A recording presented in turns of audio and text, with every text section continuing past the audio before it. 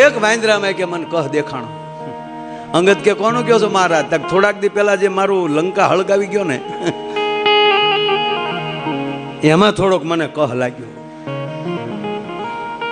પણ હકીકત હનુમાનજીએ સોયત્રા કાઢ નાખ્યા હતા. ખાલી જમવા ગયા હતા એટલો ગોબો ઉપાડ્યો. એ રાત રોકાવા ગયો તો શું થાત? માં સીતાને એટલું કીધું કે માં ભૂખ લાગે. એટલે માં સીતાએ કીધું કે ભાઈ અહીંના છે ને અહીંનો નિયમ છે ઝાડેલી ફળ તોડાતું નથી, હેઠા પીડ્યા હોય ને એ ખાય. તક ભલે માં. પણ રાવણની એટલી બધી સ્વચ્છતા અભિયાન હતું, ચોખ્ખાઈ હતી કે બાપુ ક્યાંય એક પાંદડું હેઠું નહોતું પીડ્યું. ફળ ક્યાંથી પીડ્યું હોય? હનુમાનજી કે હારી ભૂખ લાગી છે ને અહીં હેઠું કાંઈ પીડ્યું નથી અને ઉપર ફૂલ છે. પણ માએ કીધું કે હેઠું પડેલું જ ખાવાનું. પછી હનુમાનજીને વિચાર આવ્યો. માએ એમ જ કીધું ને કે હેઠું પીડ્યું એ ખાવાનું, ખોખેરવાની ક્યાં ના પાડી? તે ઝાડવું મૂળમાં લીખે ને પછી ખોખેરે, પાછું ઝાડવું ખૂતાડી દે, પછી હેઠે પીડાવે ને પાછું કે હે માં જાનકી તમારી આજ્ઞાનું પાલન કરું છું એમ.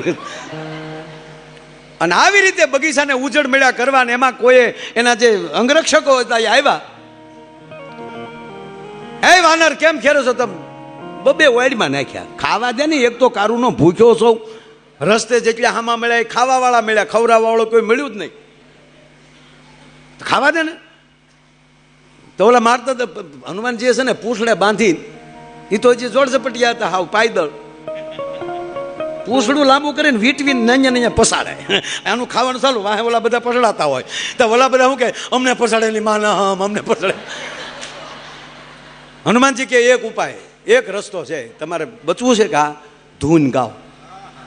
લંકામાં પહેલી વહેલી ધૂન કોઈએ ગૌરાવી હોય તો હનુમાનજી મહારાજે ગૌરાવી.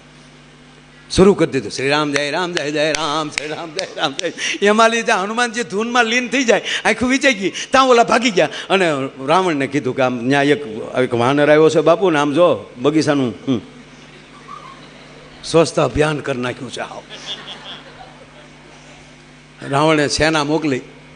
એ સેના મોકલી, સેનાનો આ જ વારો પીડ્યો, તોડી જ નાખ્યા બધાને. પાછું પૂછડું લાંબુ કરીને વીટવીને પાછા ભારો બાંધે એમ બાંધ્યા. એક જ ઉપાય શું? ધૂન ગાવ. એ ઓલા ધૂન ગાય ત્યાં સુધી હનુમાનજી ખાઈ લે અને ખાતા ખાતા પાછા ધૂનમાં લીન થઈ જાય, પાછા છૂટી ગયા.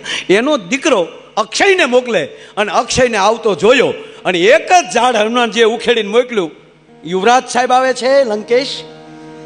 એક જ ઘા કર્યો તો અક્ષયનો ક્ષય થઈ ગયો. ના, અક્ષયનો ક્ષય એ માટે કર્યો કે અંગદ અને અક્ષય બે હારે રમેલા.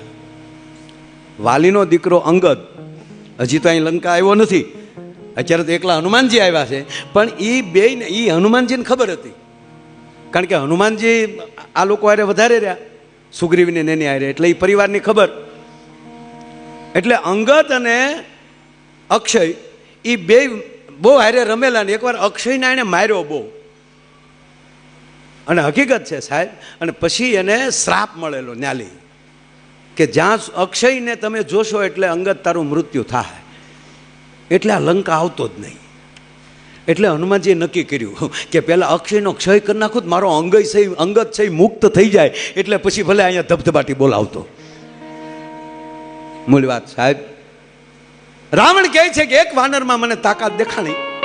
કે કોનું કહો છો મહારાજ? થોડાક દી પહેલા જે મારી લંકા હળગાવી ગયો. અને હવે અંગદ બોલે છે કે મહારાજ માફ કરજો, ક્યારના તમે એમ કહો છો તમારી સેનામાં મારી સામે લડે એવો છે કોણ? તો લંકેશ સાંભળી લ્યો કે તમને જોઈ તમે હનુમાનજીનું કહો છો કે હા, તો સાંભળી લો, તમે વેદના ગાનારા છો. તમારા મોઢામાંથી જેના વખાણ નીકળે તો જમદડ જાંબુ વાંદ યંગદ નલ સુગ્રીવ ના રહ્યા, પણ હજ લગ હનુમાન તું કાયમ બેઠો કાગડા. હવે અમારો બાપ હનુમાન સ્થાપિત થઈ ગયો, પણ હવે મહારાજ સાંભળી લ્યો, એ મારા કાકાના અંગરક્ષક છે, સુગ્રીવના અંગરક્ષક છે. તો સાંભળી લે મહારાજ, તારી સામે હું બાંધવું? અંગદ બોલે છે 20 વર્ષનો યુવાન કે લંકેશ તારી સામે શું બાંધવાનું હોય?